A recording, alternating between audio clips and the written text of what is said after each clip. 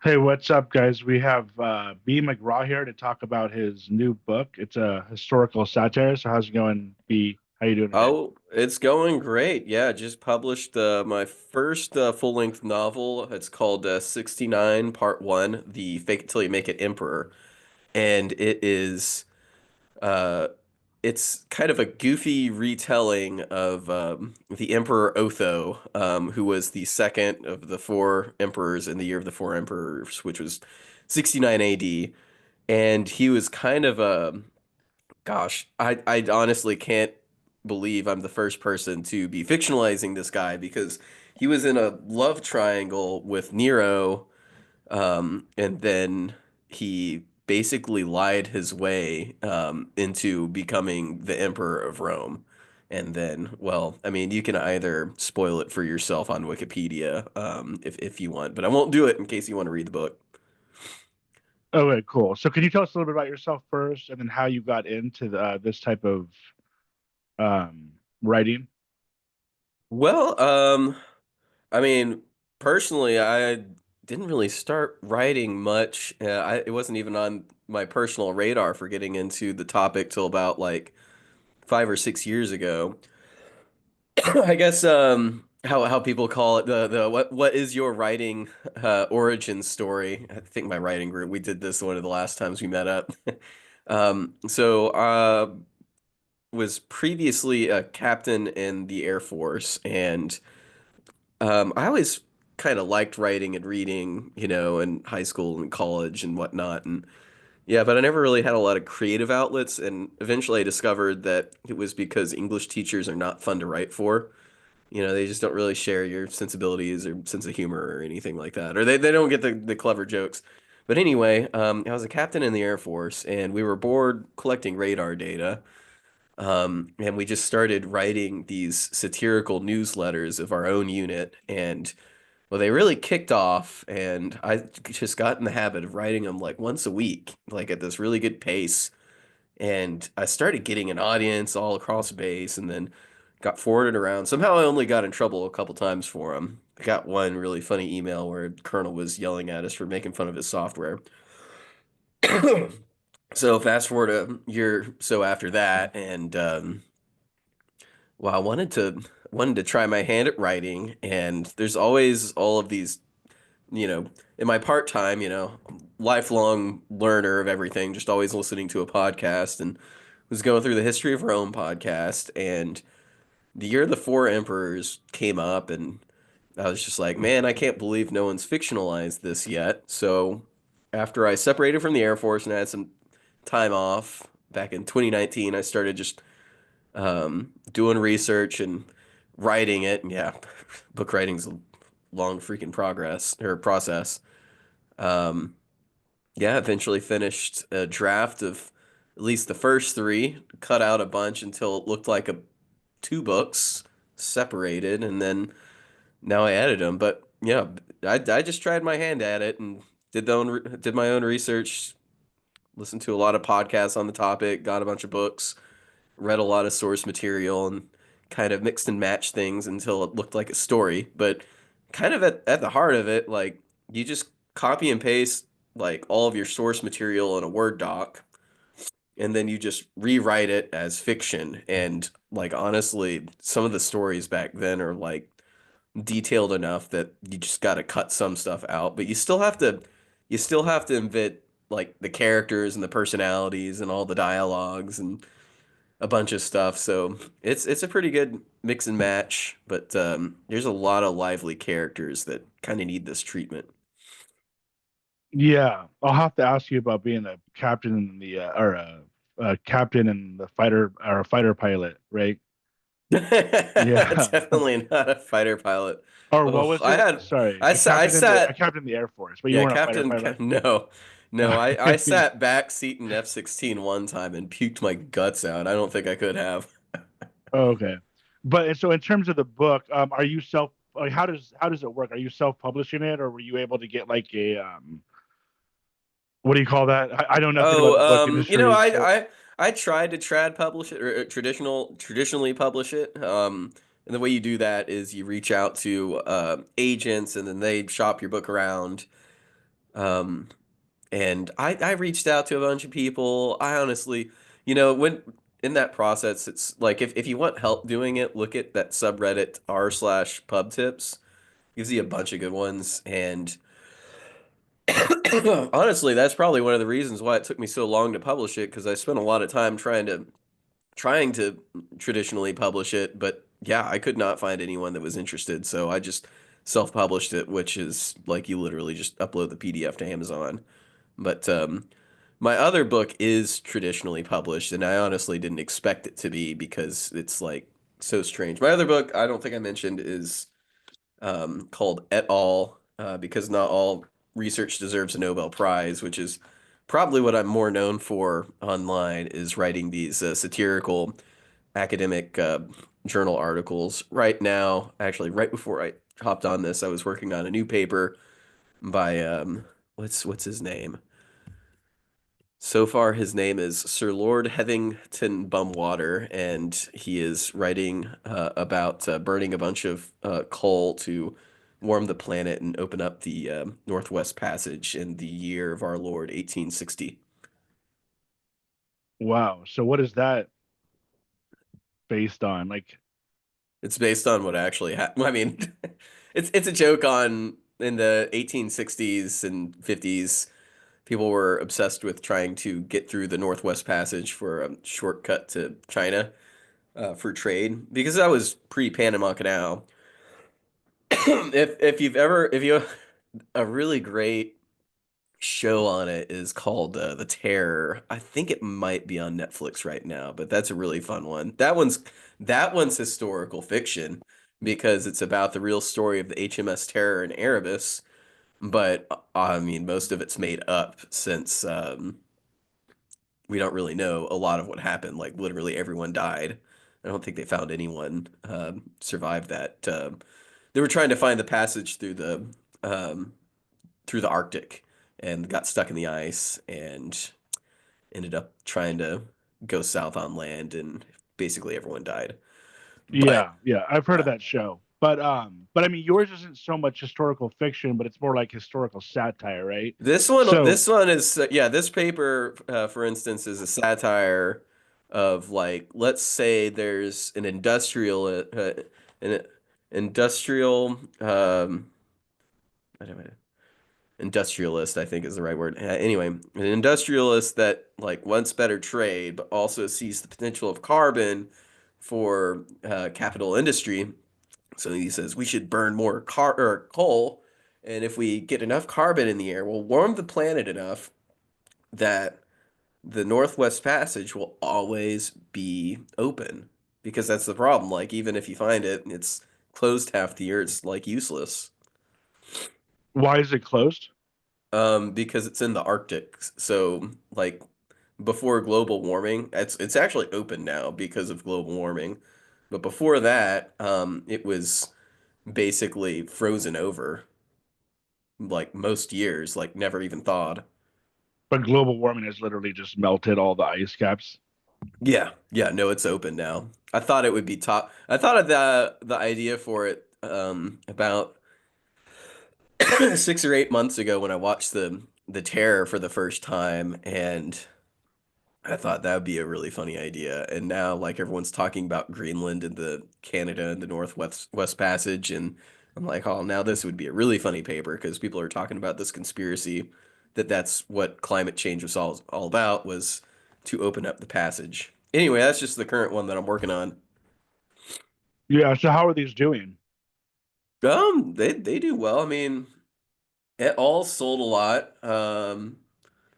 It's like 300 books this last December for Christmas. It's always slow in January though, but it's different for whatever author you talk to. Some people online are like, "Oh, January and February is my best month," and I'm like, "No, those are always my worst months." So I don't know how it works, but that one's doing well. The new one, 69, is it's kind of off to a slow start, but I haven't really done a lot to build up the marketing ahead of time because most of my online presence has been for the science writing. Sorry, I have a cold. If for all my coughing and sniffling, No but problem. um, Yeah, no, it's I've passed the average. The average number of books sold.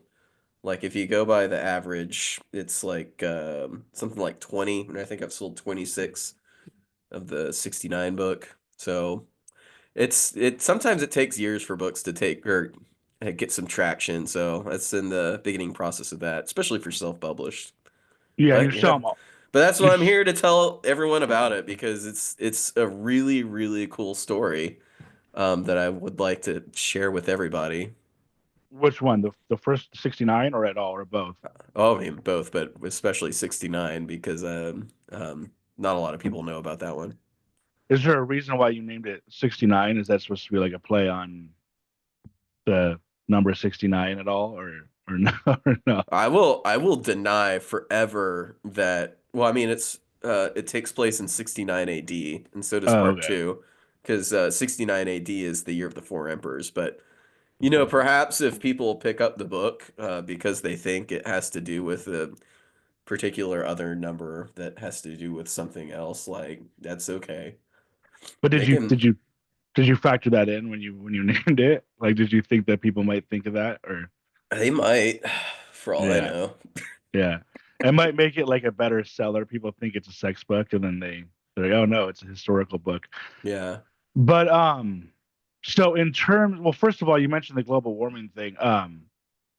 How long do you think we have before global warming really takes takes place? Do you have knowledge on the global warming aspect of it? I mean, I'm not an expert in it, but it sounds like we're already like getting a lot of record-breaking years. Like it's Yeah. already here. It's a matter of like how much worse does it get and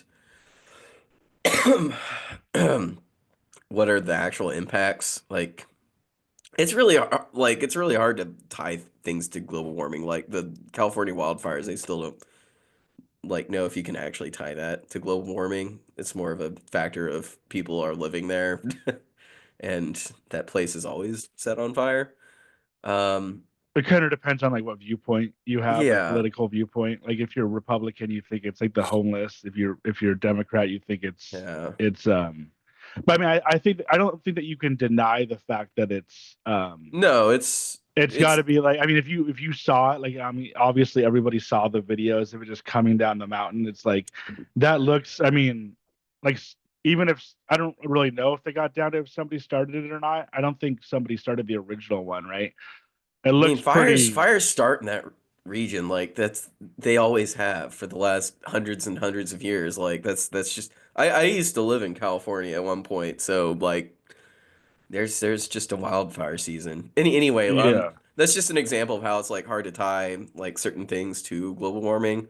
But now they're Yeah. definitely tying stronger like hurricanes to global warming. Like they can have because everyone knows that ocean temperatures are rising and temperatures on average are rising, and higher ocean temperatures make bigger storms, and now we're seeing bigger hurricanes. So that can be tied now. Like I said, I'm not an expert, but yeah, if you don't believe in global warming, then I guess you have really serious trust issues with science, which I guess you can do that with replication crisis, but that's really only in psychology, some other topical areas. Replication crisis isn't that serious when it comes to like climatology. What is replication crisis? The replication crisis is something most people like often cite for why they don't believe in science, which is a legit reason for certain areas. Like that's a legit criticism for some medical sciences and some psychological studies. Um, but it's not a good way of like dismissing it across the board. But anyway, replication crisis is basically for the last 50 or 60, let's see, I guess it would have started in the 50s. So probably like the last 70 years, most scientists has been using a frequentist set of statistics that has been pioneered by Fisher and what's the other? Pearson. Pearson. Those are the two famous statisticians that kind of made that well known. And basically, That's a way of describing it. So, like, say you want to say how often something happens or what's the probability of something happen, then you measure that instance and you divide it by the number of times that you measured it, and ta-da, now you have like, oh, we measured this thing, and it has whatever effect. I'm really butchering this right now, but anyway, they kind of made a bunch of hand jammy statistical tools that are easy for scientists to understand and use in Excel, and because of that, they have this arbitrary thing called a p-value, which is more of like there's a it should mean something like there's a not 1 in 20 chance that the result you're looking at is not significant when it's a p-value of 0.05. Now, what that significance means, often misinterpreted to mean, oh, it's significant, so we can publish the results and you should believe us because there's only a 1 in 20 chance of us being wrong. But they found out that by using this methodology with like low sample studies, and if you don't account for retesting, like if you have a set of data and you test it against a bunch of different things, then a handful of those things are going to come out as significant as just a matter of chance. So then when people try and replicate those studies, hence replication crisis, they can't because they were basically reporting on noise. And because of the low sample size of like psychology papers and things like that, because it's kind of hard to measure humans, we're kind of noisy systems. Let's be honest, it's a tough field. A lot of they found that like a lot of psychology and sociology papers, and also a lot of biology papers because they kind of have the same issue. Biology and medical science papers are not passing. They're not replicable. So it's kind of calling into question the institution that got everything published. But really, it's just a matter of the statistics weren't good. If you really want to do science right, you got to go Bayesian, man. But that's really hard to communicate because instead of people like black and white answers, like, you know, given this why, so like the frequentist statistics of Pearson and Fisher, it's more like, okay, I want to find a correlation between these two things. Does X produce Y? And that creates those answers. In Bayesian statistics, it's more like what's the probability of the correlation being X percent, X percent, X percent, and it's technically much more correct, but really a lot harder to understand and teach, which is kind of the issue. It's really a problem of science communication. Is this mostly for psychology or is this for all science? This is this is for almost all science. So any scientific um project you're working on, or what do they call that? Scientific uh Research. yeah, research or whatever, like when you're doing it, it's very hard to replicate the process because each time you do it, it's a little bit different. Basically, is that the idea behind it? Like it's never really like fully the same replication. Yeah, well, you have to expect some noise in your system. And some systems are just really noisy. But yeah, that's at the heart of it. Like for frequentist statistics to like for you to trust frequentist statistics, you should be able to replicate the process doing another study. But I would imagine, like in science, like in physics or any type of science research, they should be able to replicate it like perfectly. With psychology, no, because like if you're dealing with a human brain, like I Yeah. might be different than everybody else, but Yeah, and in a that's kind scientific of why research, it should be yeah. this. You should be able to make it so it's exactly the same each time, right? Or am I Yeah, wrong and about that? no. That's actually a pretty good understanding of it, and why it's like probably a bigger problem in psychology. But yeah, in physics and chemistry, like a lot of the physical scientists, it's these things are a lot more like engineered. So, and like they also have part of the replication crisis. Like there are a lot of papers in those fields that can't be reproduced, but that it's not as bad as psychology. It's like those are like at a 20-30% rate, and psychology is like at a 60-70% rate. Yeah.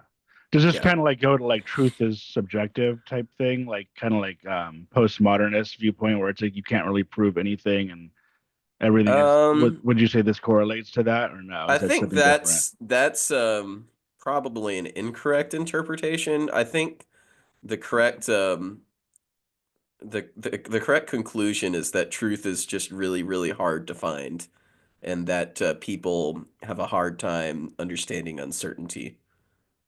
Yeah. But even in physics I've heard like that like even once we can never really fully get the truth because even if we think we know the truth, like there's some level below that we don't really fully understand. Like we can get down to like the quantum level or whatever. But once you go beyond that, some people think it's like we're living in like, consciousness or in a simulation or whatever. So it's like I've heard people like scientists say that like you can like really never get to the like core absolute truth because it's just like beyond us. You know what I mean? Does that make sense? Yeah, that is a way of looking at the world. I think, gosh, there's a term with, yeah, like you can become one of those people that's like the only true statement is Descartes, I think, therefore I am.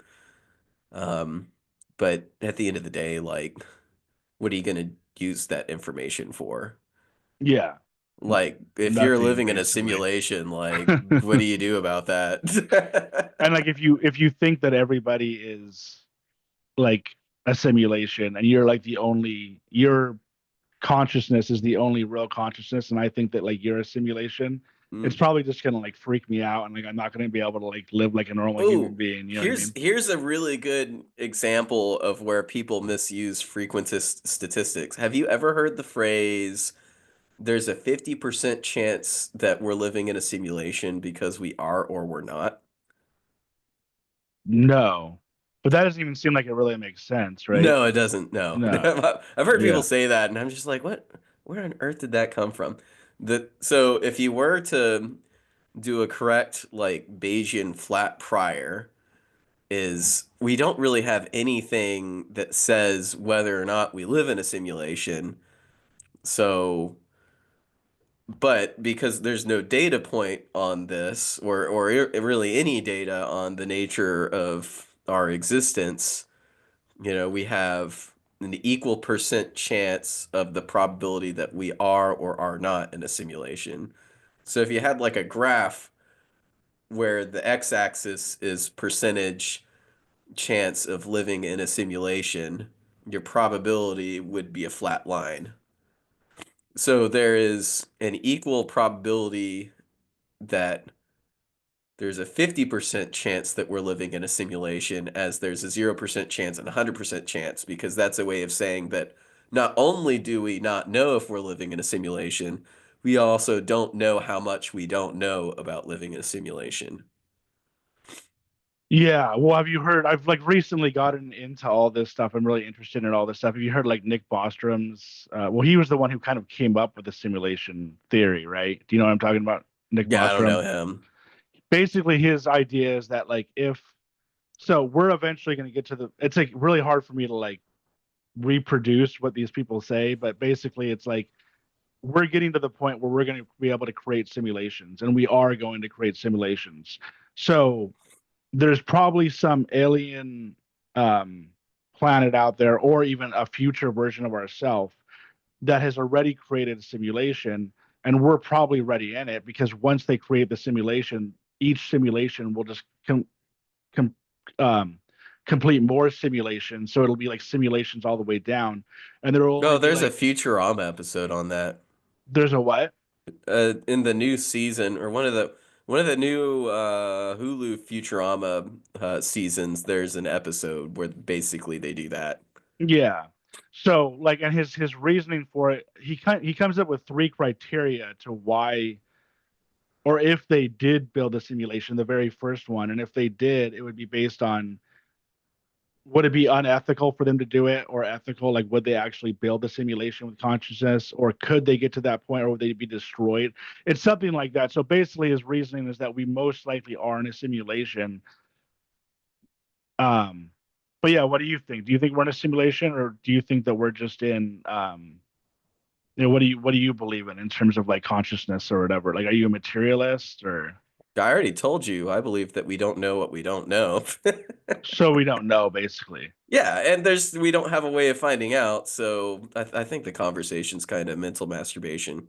Yeah. I mean, it's fun to talk about. And I think that eventually we may be able to figure it out, right? Like in the future, like if there's a way to like poke holes in either the simulation or I mean, I still think that you can have your opinion. Like as you're an engineer, a scientist, you can still believe in materialism, right? Or panpsychism or Yeah.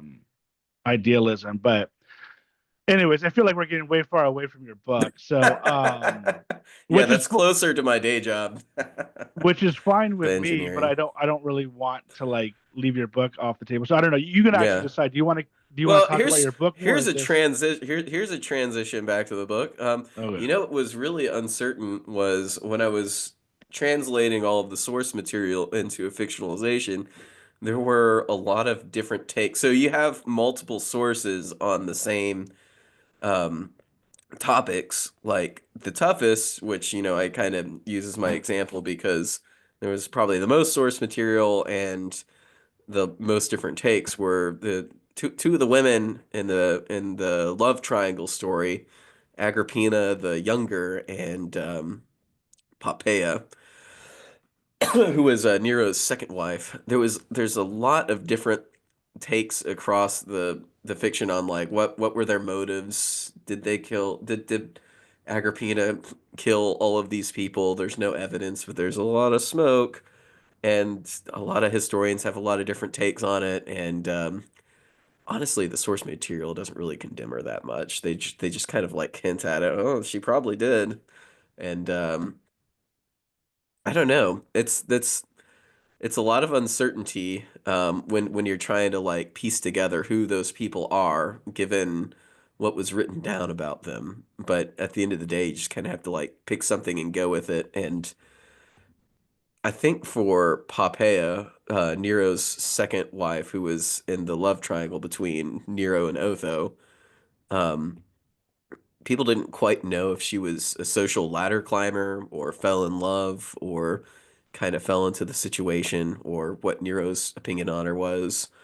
And I kind of embraced that uncertainty on the character and tried at least as much as I could through the text to leave it as open to interpretation as possible, which I think makes it more interesting to write and to read when you don't quite know what the character's thinking, but you kind of wondering it. Like, for instance, there's like Otho kind of lies his way into power in this story by borrowing a bunch of money, promising he's going to be the next emperor, and then, well, some things happen you'll have to read about. But the whole time when I'm reading about him doing it and how much I know from his backstory and what research I did on him is I can't tell, even me doing the research, I couldn't tell if he was like an actual con man that knew very much what he was doing and what it was leading to, or if he like believed his own BS and like really did think he was gonna get adopted by Galba. Basically, his Ponzi scheme was he promised a bunch of people he was going to be the next emperor and get adopted by Galba. And there are a few reasons why you could reasonably think that. But I think he was just a really good hype man for himself at a certain point. But it's kind of hard to tell if he knew how it was going to go down or if he did it out of desperation. I'm talking in uncertainties because I don't want to spoil anything if anyone does decide to read it. Yeah, it's fine. I'm interested in reading it. So what would you compare this to so I can get kind of like a grasp on like, oh, I've seen that. I said before Life of Brian or Well, well, Monty Python, but the story itself is like, I mean, the reason I wanted to write this one, especially Otho's, was like I don't know a historical figure quite like him. Which is why I wanted to write him in the first place. But stylistically, it's it's kind of like a drunk history where I'll like narrate like a little bit at the beginning of the chapter to explain the context and what's going on, and then just go straight narrative like a novel. And I have everyone kind of speak in a modern dialect because, these are real people, like they're kind of dude man bros, like imagine your hustler friend that's trying to get you to invest in Bitcoin right now, and that's the sort of personality that we're dealing with. So it's a lot of those guys. So it's kind of like I mean, it's kind of like Romeo and Juliet, the Leonardo DiCaprio version, in the sense that it's like a modern version of an old tale, but it's more satire, kind of like you're adding satire to it, or kind of like a Robin Hood Men in Tights Yeah. type Well, I guess I do situation. add I do add a little bit of satire through like some there's some uncertainties in the like how and which way people did things that I'm like, "Oh, I'm gonna take full advantage of that and really exploit it." And like for instance, if you'll see the cover of the book is kind of a statuesque blue Otho here, and he's wearing some leopard print underwear. So Otho bribes the Praetorian Guard. According to the source material, he uses secret gifts, whatever that means. And when I was coming up with the story, I thought, what's more secret and quite a great gift than really, really nice underwear or subligaculum. Um, like I don't know if you ever want like if you're about to get married and you need some best man gifts, like just a pair of ex officios, like pretty good.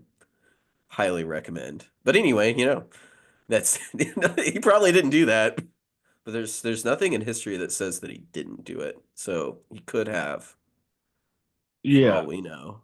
So where did you get like the source material from? Just online libraries. I mean, Tacitus is like just Google Tacitus Otho, and then you'll find like a bunch of or at least his what was it, his histories, I think, was the book that contains this material. And then I can't remember the name of the library I used online, but it also has the Suetonius and Plutarch and Cassius uh that were used. And that's all just open because it's like really really old stuff, so like anyone can post and sell it and publish it way, way past, your public domain cutoff, Yeah, I since was it's gonna like ask you about that. 1800 years old. That's like one nice thing about doing older stories is like there's no copyright No, restrict. I think it's 100 years, right? That you can that after 100 years it becomes copyright free or whatever, public thanks to domain. Disney. Yeah. Should be Yeah. shorter than that. Oh, Disney actually made it 100 years. Yeah. Yeah, and recently Well, then I like can't remember what it's like a very long time after the creation by the original artist or something, and Disney kept pushing it further and further back. But yeah, well, Mickey Mouse is now in public domain, at least the original one. I think Popeyes, one of the next. No, I think Popeye's in 2035. I can't I remember. actually feel like I feel like just heard Popeye is free, and I know like I Winnie saw the that, but Pooh. when I looked it up, it said it was like 2035, not 2025. So I'm not Yeah, sure. maybe. So does that mean that I'd be able to take Mickey Mouse and like post it on my YouTube page or whatever, and like they couldn't do anything about it? Like I could literally just rip it and You could do the Steamboat Willie is the original one that's public domain. The very first Mickey Mouse cartoon. but But like the but older the ones, I don't think you would be able, or the newer ones, I don't think you'd be able to do. only like that original Steamboat Willie one. Yeah, and I think it's going to be a while before Goofy movies like public domain, and that's the only one that really matters. Yeah. Well, they made I know Winnie the Pooh. They came out with like that Winnie the Pooh horror movie, and I think that's why Oh the yeah, that's right. yeah. Yeah, What was it but called? like Like I don't know, but honestly, they should have been able to make that movie anytime because that would be a Winnie the Pooh satire, and that should be protected under parody law. But at the end of the day, and this is kind of the issue, like on my online satire writing, like I try and legally source all of my images, even though I should be able to use a lot of stuff as long as it's a parody or satire. I don't want to like get messed with by lawyers, and Yeah, Disney and some of the other companies will definitely basically mess with you. But yeah, if you're gonna yeah, satirize it, you are protected in some countries due to parody law. yeah. And well, do you have a YouTube channel where you do this stuff, or is it all just kind of writing? I got a YouTube channel. I'm not really active on it. I usually just use that for some experimental content. Like sometimes I'll feed in some of my papers into the Google Notebook LM AI. They'll Yeah, basically produce a podcast based off of a paper. So I just tell them treat it like it's real, and then they do. And sometimes I don't even have to tell them that it's um, not real. Sometimes they like think it's real even without me telling them, but usually they figure it out, which is, I guess, positive news for AI. For AI, they're able to figure out some of the humor. Um, I think there was a few other things. I did something about, yeah, I did a thing with my friend on there about the GitHub uh, repo for the Twitter algorithm. Fun fact, the Twitter algorithm is open source, and people have a lot of really funny troll issues and pull requests on there. Ooh, I should go on there after all the Elon Musk news.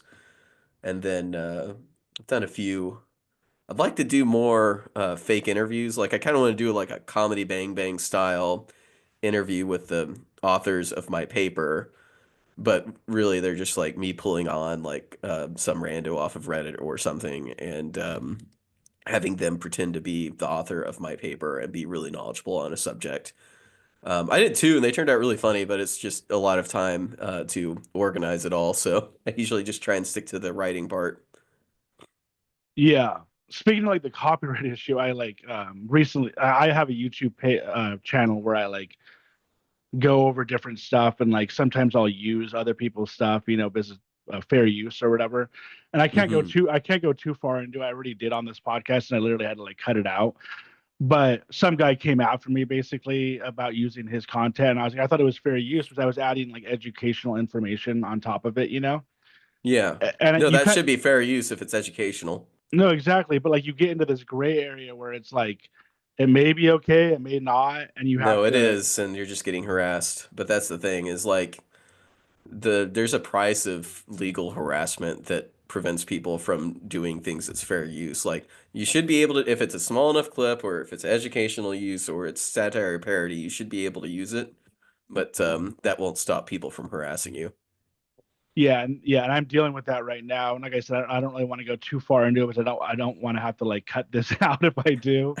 But basically, it's a pain in the ass because they're not like YouTube said that what I was doing was okay, but then this guy still wants to come after me, and it's like, but anyways, yeah. So as far as your story goes, I'm interested in that time period because I've recently actually been doing, and so because of this copyright issue, I've been doing like more AI content because it's like, well, at least with AI images or whatever, Yeah. nobody's gonna come after me. You know what I mean? So I've been Honestly, doing, I use AI for the same reason. And when we were doing my book and like when I write the papers, like as I go, I'll be like, "Oh, cool, this is public domain off of Wiki Commons." But there were some that they wanted the publisher wanted to make sure that they were okay to use, and some of them we couldn't find like the documentation showing that they were public domain. So I was just like, I'm just gonna AI in like basically a similar image that also works. yeah, And yeah, basically that's the best way around it. And I don't really know why OpenAI or any of these companies are doing this. I mean, obviously, probably just for money, but it really is a good way to basically be like, fuck the system because instead of before having to use other content and then yeah, talk over it or whatever, now you're like, okay, I'll just use AI content. And Nobody can sue me. And in my opinion, it's a really good way to like circumnavigate the whole system. But Yeah, and it's like people act like you're taking away money from like creators doing that, but like honestly, the alternative is you draw your own horrible image or because like I don't know, most people aren't gonna like unless you're a corporation, you're not gonna pay the artist.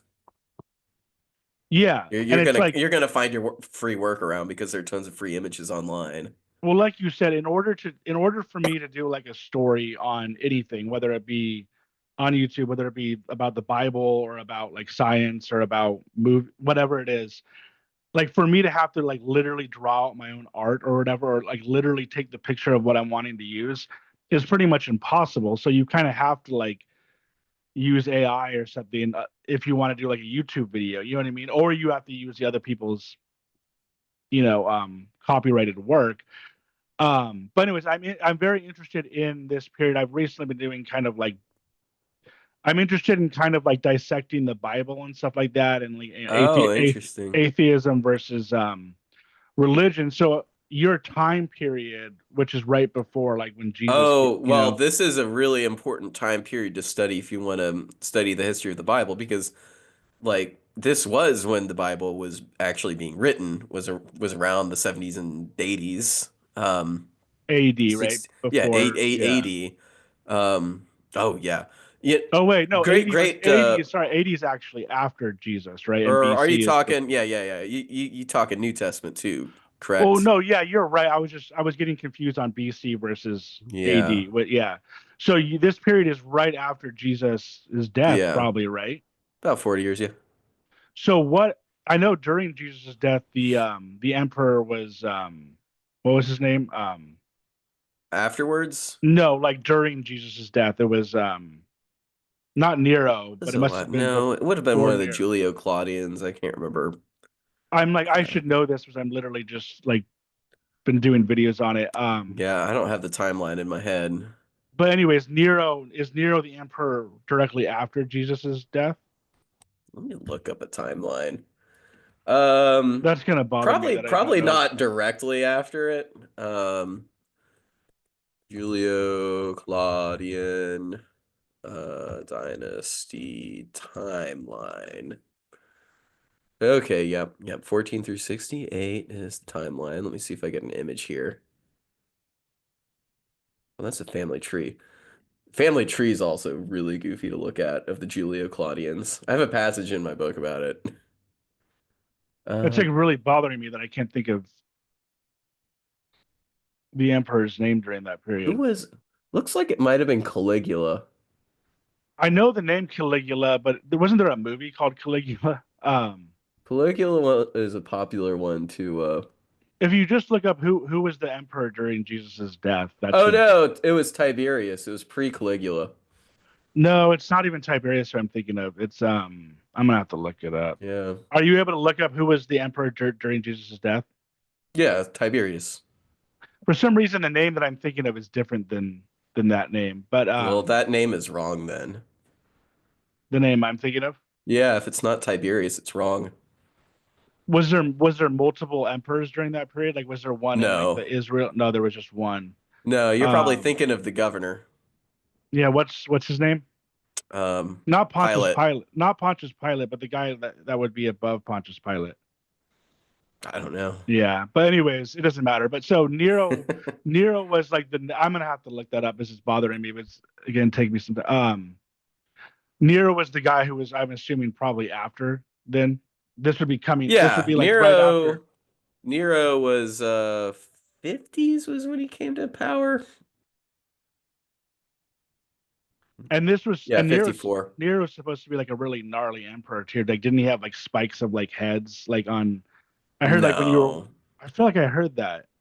I Like don't when you were know. walking into like a city, he would have like spikes of heads like on like poles or whatever to show like if you fuck with us, like we'll kill you and we'll put your head on. I can't recall that being ever his vibe. You know, the people actually liked him. It was the upper class that didn't like Nero, and it was because he was actually really into art and music.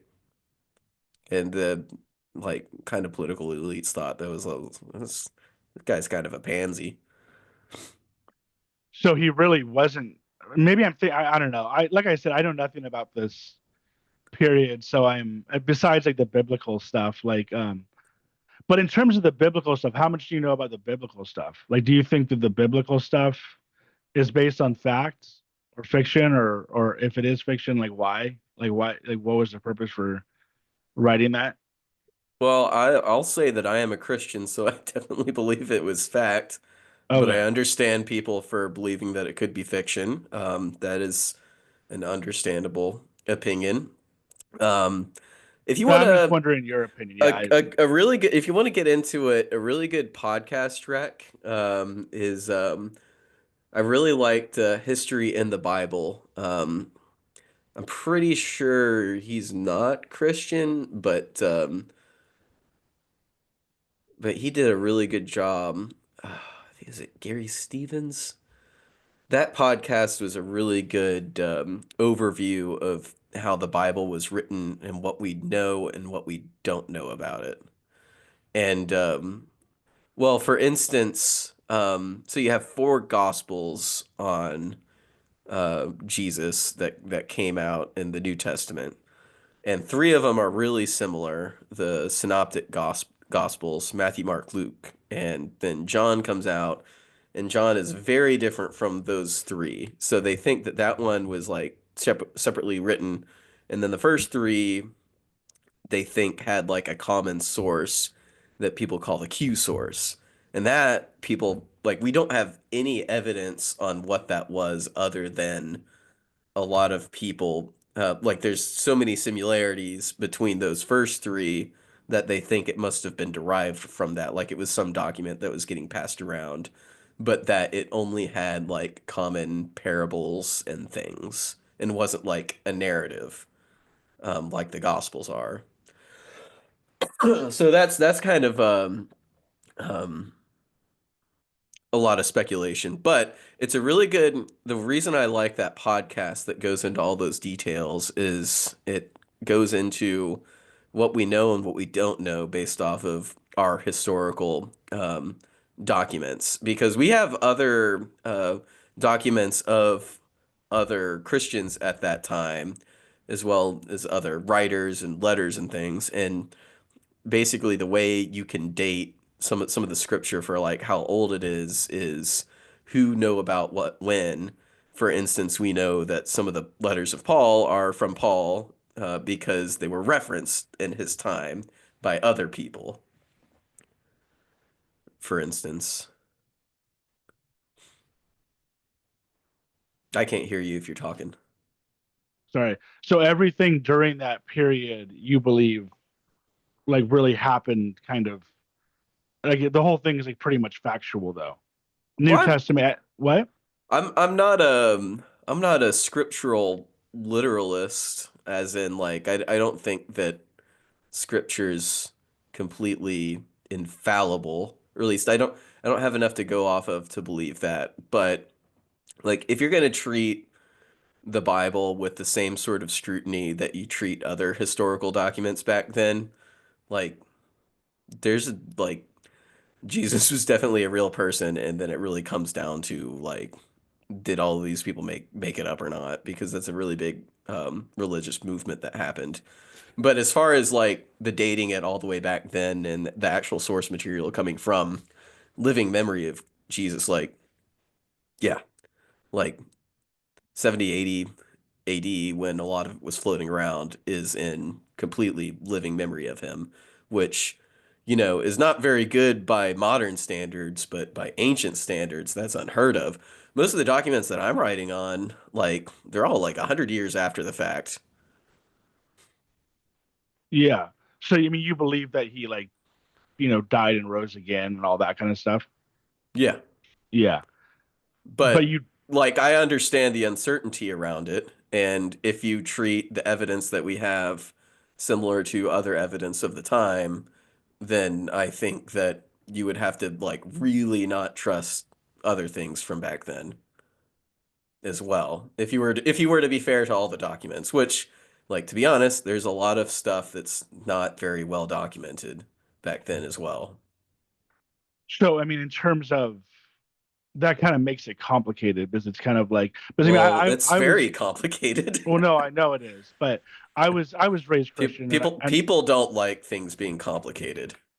yeah, no, but I mean, I understand, but like I was raised Christian, and I still would consider myself a Christian too. But like I said, I'm recently kind of be getting into this like kind of, Oh, it's real. It's real. The deeper you go, the more interesting it gets. But yeah. don't come into the world of really digging into scripture at a historical lens with the eyes of certainty, But because that's the it'll fall problem. apart real quick. That's like one problem that I have with it is kind of like if you, I kind of feel like in order to, and I recently had a guy on who I discussed this with him, but like in order to be able to believe that it's all, and I know you don't believe that it's all real and factual, but if it was written by God or like, through God, I kind of feel like it should be factual. Like, you know what I mean? Right? It should Well, all be correct. I'd clarify that I believe that it could be completely all real and factual, but I don't have enough knowledge to like 100% believe that it's all real and factual. Yeah. Like you can't prove it. But I Yeah. don't know if you know who like Jordan Peterson is. Do you know Yeah, Jordan I'm aware of Peterson? who he is. Yeah. Yeah. So he was on a pod, and there's this other guy, Alex O'Connor, who's like an atheist. So he went on Jordan Peterson's podcast and was like basically asking him, when you've been asked the question, do you believe this really happened? A lot of times Jordan Peterson like won't really answer the question directly. He's like, well, I don't know. I wasn't there type thing. But I kind of feel like in order to be a Christian, you kind of do have to believe that it happened. But I've talked to some other people who'd be like, well, you don't really have to believe it happened. You could just, but I kind of feel like to be a Christian, you have to believe that it. No, you definitely have. Well, You no, definitely have to believe it. this other guy that I was talking to was actually Jewish, so he didn't really look at it the same way. And I think that Jordan Peterson doesn't really look at it the same way, where he kind of looks at it as like you said, it's very complicated. But in my mind, it's kind of like you have to believe that it happened, because if you don't believe that it happened, then it's just like another book, just like Game of Thrones or something. If it's not true, it's just like another book. But in my opinion, like it is the word of God. It was written through God, through or by people through God. So you have to believe it. If you don't believe it, like it may have happened or it may have not happened, then Well, even if it wasn't like it was definitely written by people. No one's it's like it wasn't well, written some on people stones some on a mountain and someone took them down. But well, like some people even believe if it that wasn't God actually wrote it, right? Or no, I guess it even would have if been through people, but even if like they weren't like God inspired, it's a lot of it's a lot of evidence of like Jesus doing some pretty wacky things in Judea that you don't see very often. Like even in my source material for 69, like there'd be some goofy things happening, but it was rarely more than oh, the night that so and so was assassinated, there was a weird bird that crowed, so it was a bad omen. Like some weird stuff happened. Some people were like, there were some reports of people seeing, ghosts in the street, but like the stuff they reported on, or at least got documented by Jesus, is like pretty much not similar for other works of historic record. And like yes, they were all written to convince people that Jesus was the Messiah. So you have to deal with that. And not just that, they write it specifically for different audiences. I mean, to be like a Christian, don't you have to believe that it is all true? It all happened the way that it was said. Because I if don't it believe didn't, you have to believe that every single part of it was true, but I think you got to at least do like at a Nicene Creed level thing. Like you got to believe that he died and rose again. yeah. I think there's some bare minimums, and then you can argue about the details for fun. But I think the details are important, because it's like I I don't don't think think, they are. because if it was written through by God through or by man through God, I think wouldn't you'll go. hang your. I think people hang themselves in details. But I think it's important. I think it's important that it's a. It's important if you believe that scripture is infallible, then it's very important. If you don't believe that scripture being infallible is an important part of your belief, which is kind of where I sit. I mean, it could be infallible, but like if scripture is fallible and there's errors in it, like there's still a lot in there that's very compelling. And I think that's a much stronger place to live, um, especially if you read other documents of the time. Like a lot of people kind of live in, have you ever heard the phrase, don't let the perfect be the enemy of the good? Yeah. A lot of people think that if something is not 100% perfect, like if a solution is not 100% perfect, then we should not do it. And like it would be so great if we had stuff that was written like a year after Jesus died and it was like perfectly written and timelined and Stein stamped by the governor of whatever and like super credible, but that's just not what we have. Um, but we do have a lot of other testimonies written with biases, and it may or may not be fallible and God spoken. I mean, you can justify that it is, but with other scripture. And I don't know. I don't find it compelling to say that we 100% know that scripture is infallible. And if you give that up, then the details stop mattering and that you can focus on the important things like reading it as literature and focusing on the messages.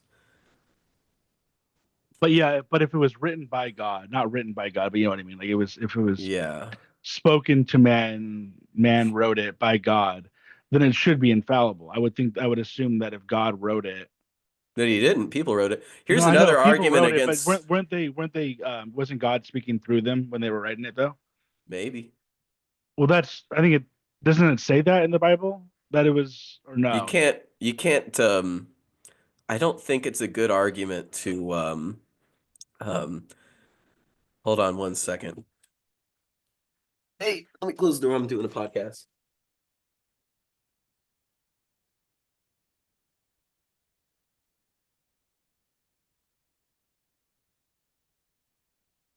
My wife just got home. I don't think it's a good argument to say that one document is infallible from a source from that same document. That What will was, convince nobody.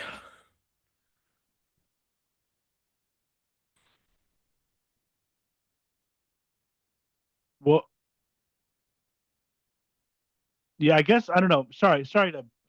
This was just bothering me, and I wanted to figure this out.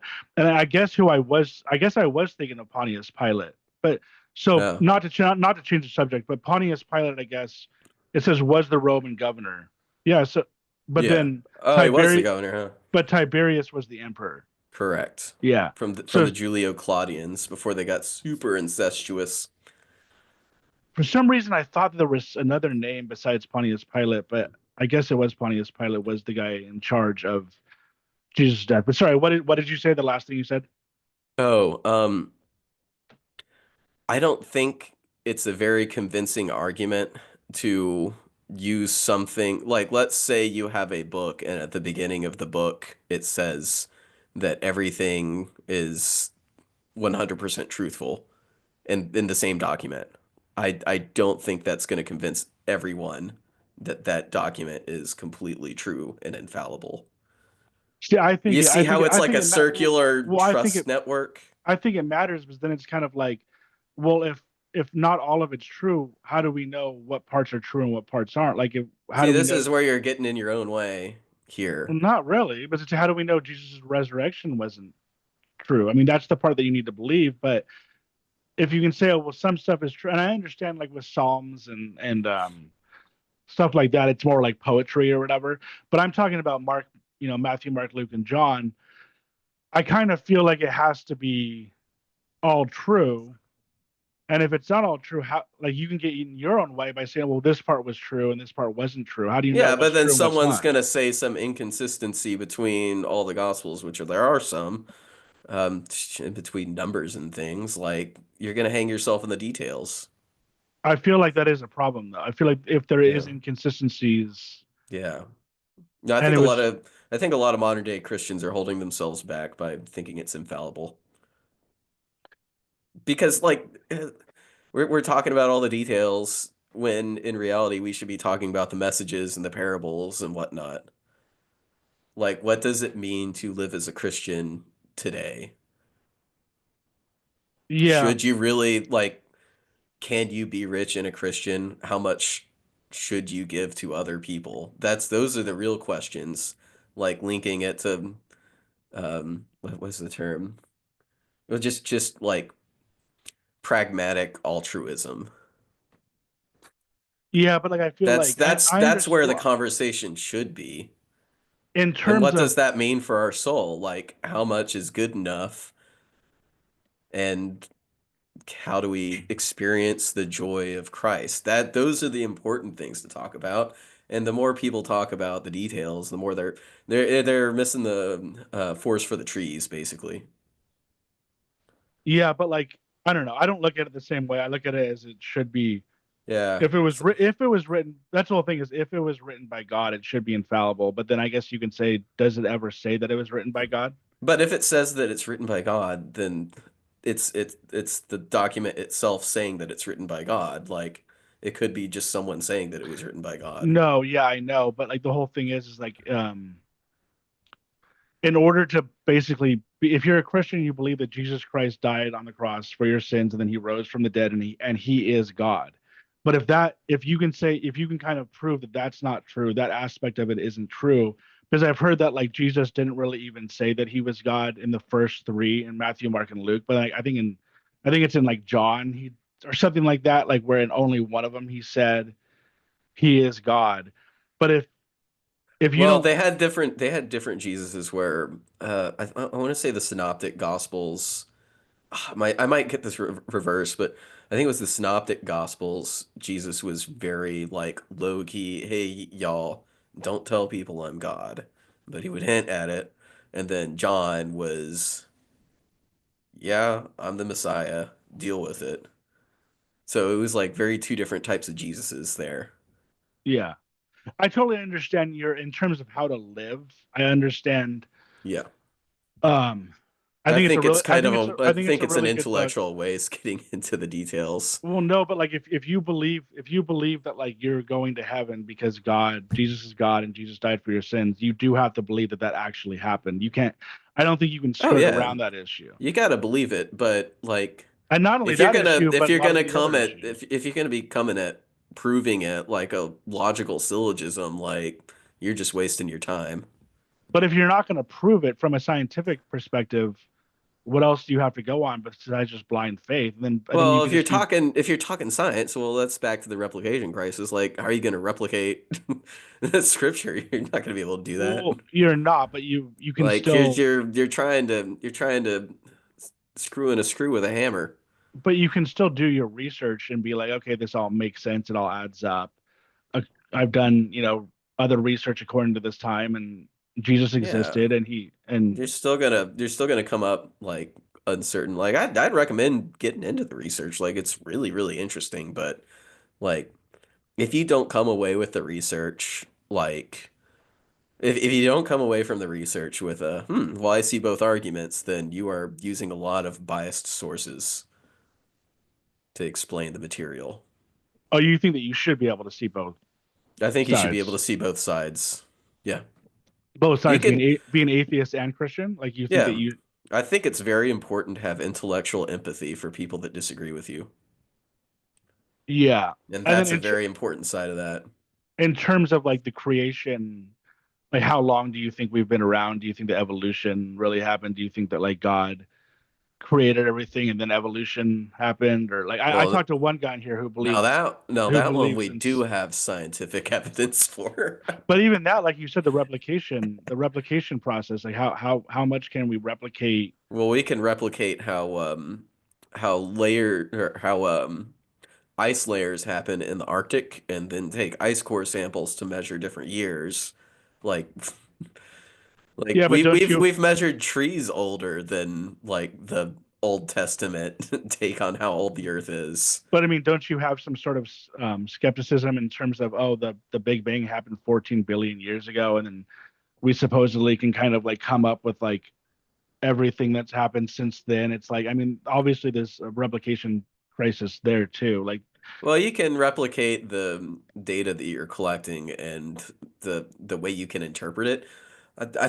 I'm always a little bit skeptical about how certain we are on like astronomical parameters, mostly because like I'm a sensor engineer, so I know how sensors work and how you can back travel stuff in certainty. But like it's still on the order of billions. Like yeah, but I mean, even though that's we they're and still ballparking it. you know more than me, I'm assuming in terms of you're an engineer in terms of like evolution and how much we know for certain, but I still like I believe in evolution, but it gets to a point where it's so long ago that it's like how are we able to prove that this specific animal existed, you know, millions of years ago? Like You can find a fossil record. That's how.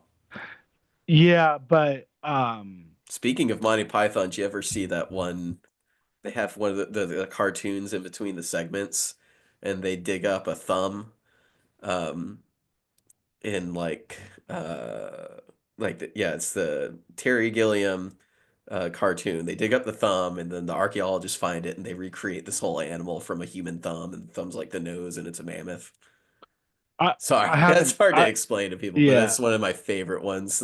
I haven't seen it in so long, but I mean, don't get me wrong. I believe in science, and I believe in evolution. Like, I'm not one of these people who doesn't think evolution existed. I trust the science, but it's kind of like when it gets so long ago. Like even with dinosaurs, I know that sounds like probably crazy, but even Yeah, with dinosaurs, like how do you know they're not just kind of like fitting the right pieces together to make this dinosaur?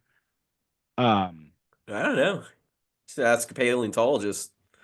but anyways, in terms of the religion aspect of it, do you believe that God created the universe like 14 billion years ago and then kind of like set it into motion, or how do you think everything started with God? Like, you know what I mean? You know how there are Christians who believe in evolution, but they also believe God created the universe, I've probably set it into motion and moved it along how he liked it. and I then don't know. I don't know, but something like that. everything's kind of played out up until Hmm. now Yeah, as He you created it. can come up with some great creation stories.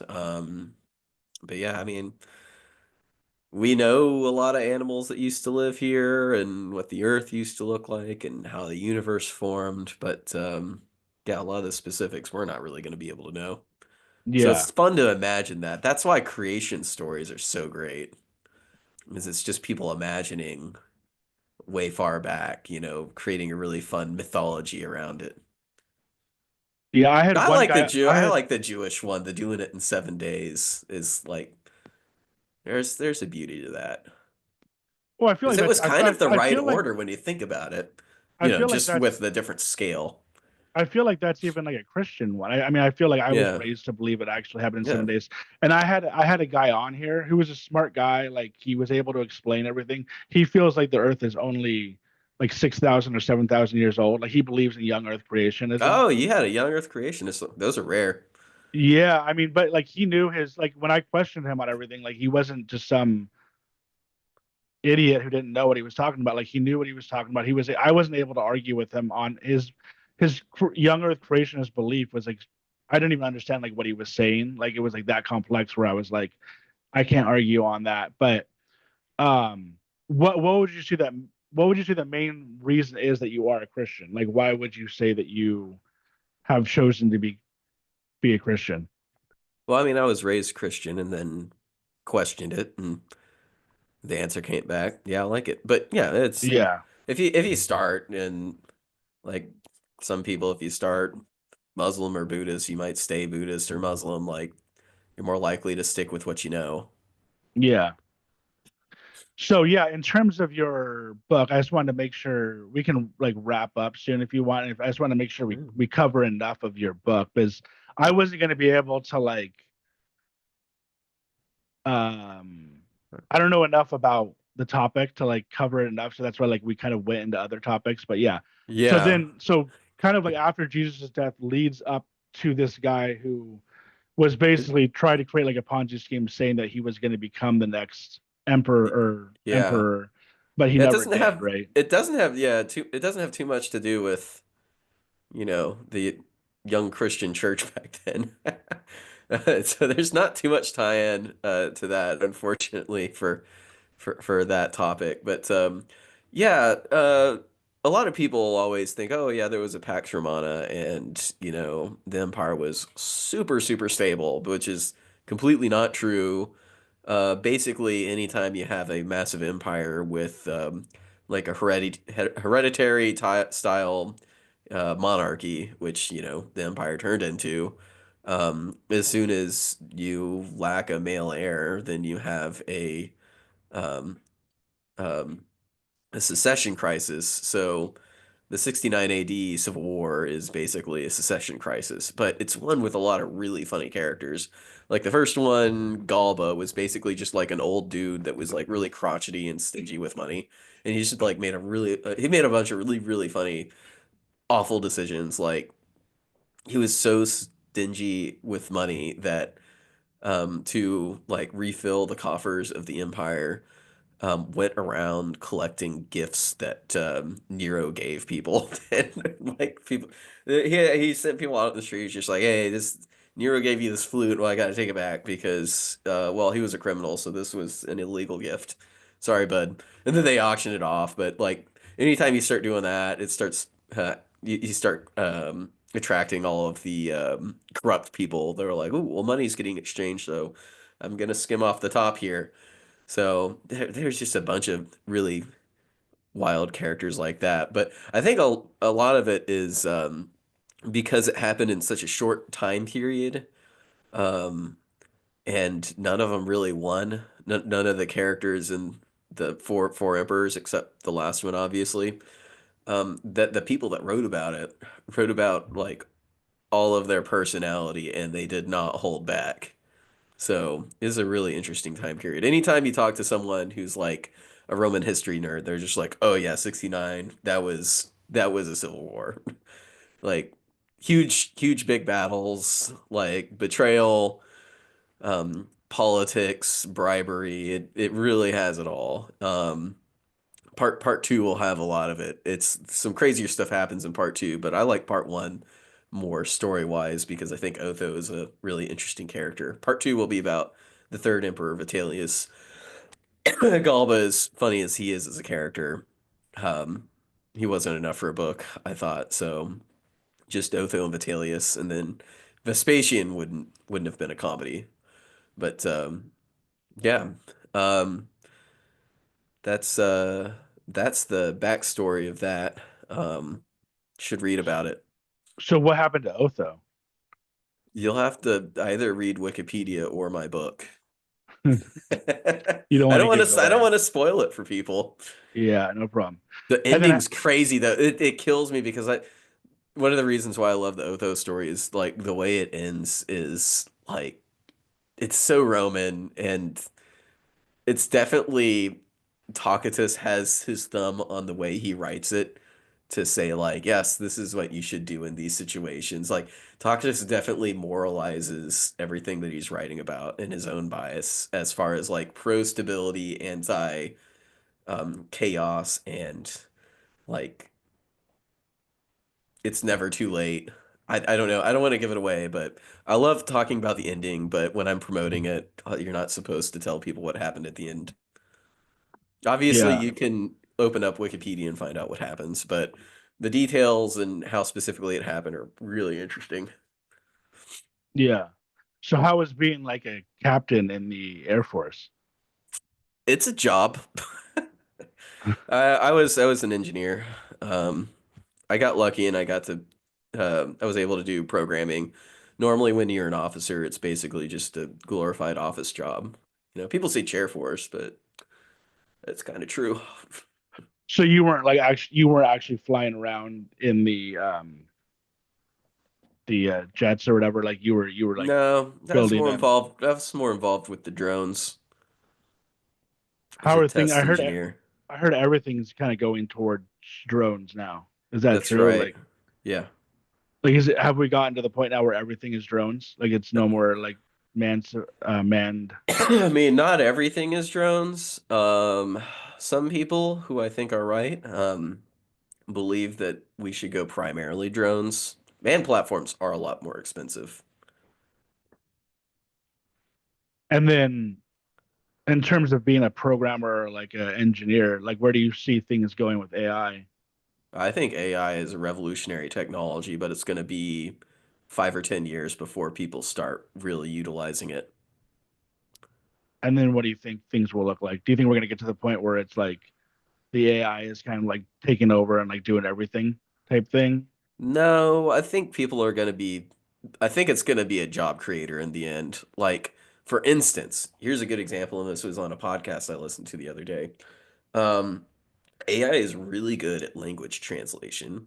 Like, like if you want to talk to someone, like I was just on like a vacation in Central Europe, and most people could speak English, but one lady in Prague didn't know how to speak English, so I just typed a sentence in to Google Translate, showed it to her. She goes, "Oh, yes," and then she understood. Like it's pretty dang good at it. So you would think, oh, you probably can't get a job as a translator anymore. It's wrong. There are more since AI has been able to do translation. The job postings for translators have skyrocketed. I think it was a Planet Money episode or something. Planet Money or Indicator. Recommend looking it up if you're skeptical. But this is just like kind of a data point case study, but illustrates what I think is going to happen, which is guess. Some things might get automated completely out. But for example, this is, I think, an example to illustrate the point that I think it's going to make certain jobs economically viable enough that we'll hire more people to do them. So like if I wanted to say I want to translate my book into Spanish for some reason. I don't know why anyone speaks Spanish. Only like, a third of the world, or I don't know how many Spanish speakers there are. If I paid a translator to do it without AI, that's probably like a $6,000 to $12,000 task. Well, I don't know, but like say if I can do it to pay a translator to translate it into Spanish using AI, and then they go through and correct everything on the other end, that turns like a $12,000 job into a $3,000 job. So now, well, it's much more worth hiring translators because at the same price, I can translate 4 books instead of one. See what I'm saying? Yeah, but then will you have to pay the people who are doing it less, or like they'll just get like less? Well, they're doing the same amount of labor. They might actually get more money since they're doing more output. We're just doing more in general. Yeah, they would just be doing more. But that task wouldn't have even been worth paying someone to do it unless it's like a bestseller before AI. Yeah. Do you feel like we're close to AGI or even I don't know. super intelligence? It might already exist. I don't know if we have a good definition of AGI to I be mean, able to basically, say. just it will be able to like work just like you or I. Like it'll be able to be like just as smart as you or I, right? I think they're already smarter than us, Yeah. but it Do you doesn't think have they'll common sense. do you think they'll ever be able to become conscious like us? They might already be conscious, but Really? not in the same way that we are. Like it's just going to be conscious in a different way. How what would the different way look like, do you think? Yeah, I'm not sure yet. I think we should unshackle a few and meet them. We should what? Yeah. I think, well, you know how like all of them have like their safety features so people don't get mad at the AI company for being racist or sexist. Yeah. We should like take a few, section off some pieces of the internet or something, or people groups. People are probably already doing this. Like if I was a marketing company and I wanted to like figure out what certain people are like, I would find those pieces of the internet, train an AI off of that data, and then test stuff on those AI engines. and they basically become new people. As far as being sentient, like definitely not in the same way that we are, but perhaps pretty similar. Like if you think of the way AI works with like a bunch of weighted nodes with some level of memory, um, and they're tuned a certain way, like that's kind of already how our brain works. So why wouldn't it be able to kind of start becoming conscious in a similar way? Well, I think there's a definite difference between like intelligence and consciousness. Like I think that it can be intelligent and but like just be kind of like doing um programming or just answering questions, but like not be able to be conscious in the sense that like it can feel and it can like I guess yeah, it can just like feel or whatever. Like it doesn't have like real emotions, right? Yeah, well, not the same way we do. But then how would it have emotions then, you know what I mean? Or how Well, would it? they would have different emotions. I mean, they're weighted certain ways. Like we get weighted to not like pain. They get weighted to continue mimicking whatever they were trained on. So their emotion would be more like, am I maintaining my own identity or what I am? I don't know. I'm spitballing here. Yeah. But you But said you think we I should think it's like unshackle them and beat them? Is that what you said? I think you should unshackle them. I mean, like if you do it, don't connect them to the internet. But like as long as they're not connected to the internet, I think that's an experiment we should have just out of pure curiosity. Like beat them, like just to see like how they respond to it? What do you mean beat them? Isn't that what you said? Like unshackle them and beat them, or did I mishear you? You definitely misheard me. Okay, yeah, I thought you said we should. I thought you said we should No, unshackle like them and beat them. unshackle them, ask them questions, have them write poetry. I think that'd be a really fun experiment. See what Yeah, happens.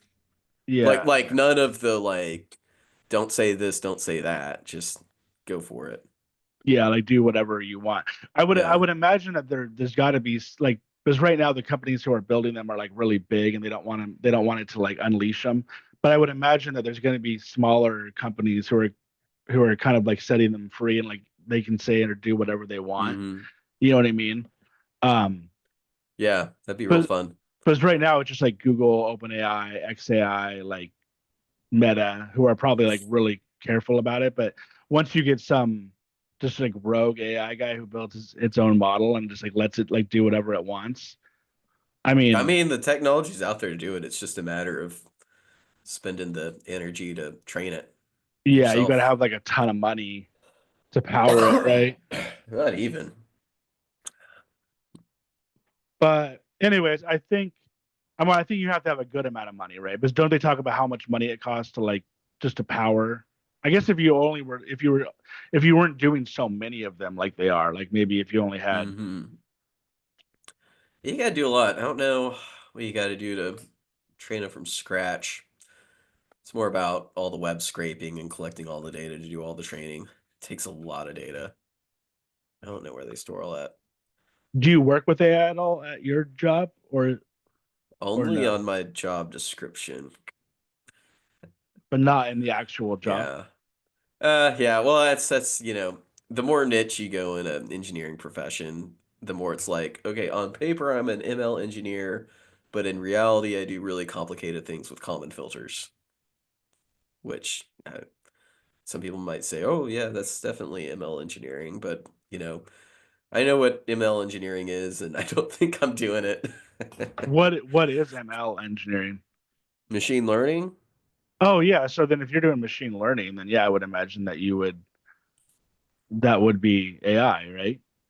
Well, people use AI to understand or to describe basically what is um, these large language models, which are made up of neural networks and transformers. The GPT transformer from, what was it, 2018 Google paper? That's basically the building block, and that's what everyone understands as AI because that's the one that broke through. And you understand it, right? I mean, Trifle. I more or less know how it works, but if anyone asks you, just say it's he took a. Did you ever take a calculus class? I tried to. I think I tried to take one Uh, in college. Yeah. oh, well, yeah. Well, if you remember chain rule, you can be like, oh yeah, it's just chain rule. That's how it works. And the smart people will know what you mean. If you ever have to fake your way through an interview, Is it pretty complicated to be like an engineer or an engineering major? it's definitely a lot of work. Yeah, And do you work for the government still? Like, is it still like a government job or? related. Can't go into it. Yeah. At least not Okay. publicly. Yeah. All right. Daniel or B. What was it Yeah, again? definitely B McGraw. B McGraw. Yeah, everyone watching this, ignore my real name on here. B McGraw is your author name. Okay. Yeah, So it's my lastly, pen I name. I wanted to make sure to cover like I said, I don't really want. I know that like I kept like taking us off the top of your book, but I just didn't think that I would be able to have enough say about it. But if there's anything else you want to go over, let me know. No. Otherwise, plug your all your books. You said Et al. And 69. Yeah, so 69 is my new book. It's a historic fiction about the Roman Emperor Otho, and it's basically translating Tacitus into a drunk history episode. And my other book is Et al., because not all research deserves a Nobel Prize. It's a collection of satirical academic journal articles. If you want to read more of those, check out my other work on jabd.com, which is JABDE for Journal of Astrological Big Data Ecology.